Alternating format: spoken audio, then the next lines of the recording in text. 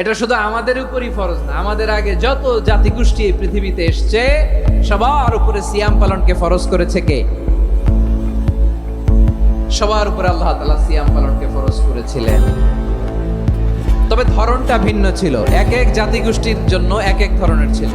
আমাদের জন্য সিয়াম ফরজ টানা 1 মাস 30 দিন বা 29 দিন।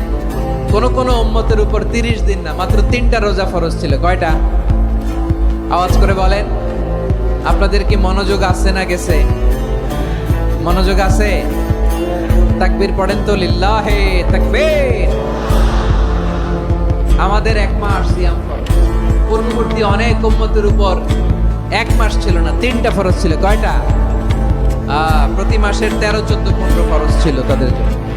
কারোর জন্য শুধু একটা, আশুরার রোজা। কোন কোন উম্মতের জন্য 10টা।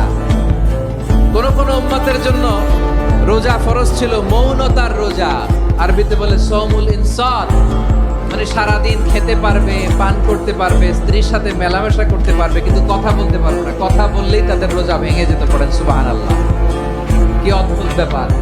মৌন সম্মতির রোজা। যেমনটি সাইয়্যিদাতুনা মারিয়াম আলাইহিস সালাম বলেছেন, ইন্নী নাযারতু লির-রাহমানি সাওমা ফালান উকাল্লিমাল ইয়াওমা ইনসিয়া। তিনি বলেছেন, আজকে আমি রহমানের জন্য, মানে আল্লাহর জন্য রোজা মানত করেছি, আজকে আমি কারোর সাথে কথা বলতে পারবো না। তো রোজা